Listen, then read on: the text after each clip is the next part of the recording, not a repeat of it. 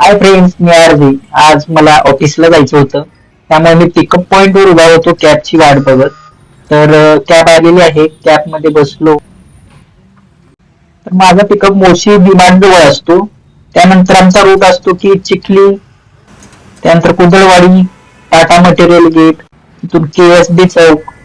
KSB चौकातून right मारून आम्हाला डिरेक्टली लागतो तो पिंपरी स्टेशन चौक, जिथे की पिंपरी रेल्वे स्टेशन जवळपास आहे. हे बघू शकता की सिग्नलला आम्ही थांबलोय स्टेशनच्या.